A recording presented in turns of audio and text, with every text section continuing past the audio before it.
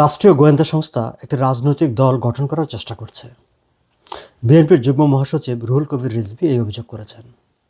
দর্শক, অনেকদিন ধরে আমরা শুনছি ছাত্ররা রাজনৈতিক দল করছে, কিংস পার্টি হচ্ছে, ডক্টর মোহাম্মদ ইউনূস রাজনৈতিক দল গঠন করতে যাচ্ছেন ছাত্রদের দিয়ে। এই প্রথম একজন দায়িত্বশীল রাজনীতিক আনুষ্ঠানিকভাবে এই অভিযোগটি তুললেন গণমাধ্যমে। একই সঙ্গে তিনি প্রশ্ন করেছেন, রাষ্ট্রীয় গোয়েন্দা সংস্থা যদি নির্ধারণ করে দেয় যে কারা নির্বাচিত হবে, কারা দেশ পরিচালনা করবে, তাহলে এত আত্মত্যাগের কি লাভ? দর্শক, এই প্রশ্নটি কিন্তু আমার, আপনার, আমাদের জনমনে, প্রত্যেকের মনে আছে যে গোয়েন্দা সংস্থার কাজ রাজনৈতিক দল ভাঙ্গা গড়া কিংবা এক দল থেকে আরেক দলে আহ, ভাগিয়ে নেওয়া। এই কাজগুলো আমরা দেখেছি সামরিক শাসনের সময়, জেনারেল জিয়ার সামরিক শাসন, জেনারেল এরশাদের সামরিক শাসনের সময় গোয়েন্দা সংস্থা ভয় দেখিয়ে, প্রলোভন দেখিয়ে বিরোধী রাজনৈতিক দলের নেতা কর্মীদেরকে সরকারি দলে ভিড়িয়ে দিত। আবার আমরা যদি ইতিহাসের পেছনের দিকে তাকাই, তাহলে আমরা দেখব জেনারেল জিয়া সামরিক শাসন জারি করার পর ক্ষমতায় থেকে ঠিক একই প্রক্রিয়ায় গোয়েন্দা সংস্থাকে ব্যবহার করে রাজনৈতিক দল গঠন করেছিলেন। তার পদাঙ্ক অনুসরণ করে পরবর্তীতে জেনারেল এরশাদ সামরিক শাসন করে তিনিও গোয়েন্দা সংস্থা দিয়ে রাজনৈতিক দল গঠন করেছিলেন।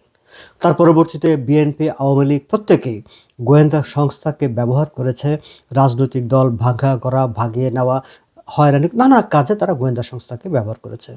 অথচ রাষ্ট্রের গোয়েন্দা সংস্থার কাজ হচ্ছে রাষ্ট্রকে সার্ভ করা, রাষ্ট্রের নিরাপত্তা সম্পর্কে আগাম তথ্য দেওয়া, জনগণকে নিরাপদ রাখা। কিন্তু রাজনৈতিক হাতিয়ার হিসাবে রাজনৈতিক দল গঠন, ভাঙ্গা, এইসব মানে ট্যাক্স পেয়ারের পয়সায় যে গোয়েন্দা বিভাগ, গোয়েন্দাদেরকে পালন করা হয়, তাদের তো এইসব কাজ না।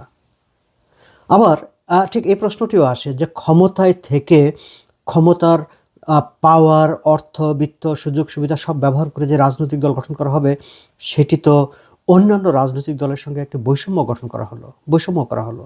তাহলে যে বৈষম্য বিরোধী ছাত্র আন্দোলন বা বৈষম্যের বিরুদ্ধে আন্দোলনের কথা বলে একটি সরকারের পতন ঘটানো হলো, সেই বৈষম্য কোথায় দূর হলো? সেই বৈষম্যই তো আবার নতুন ফর্মে, নতুন রূপে, নতুন নামে থাকছে।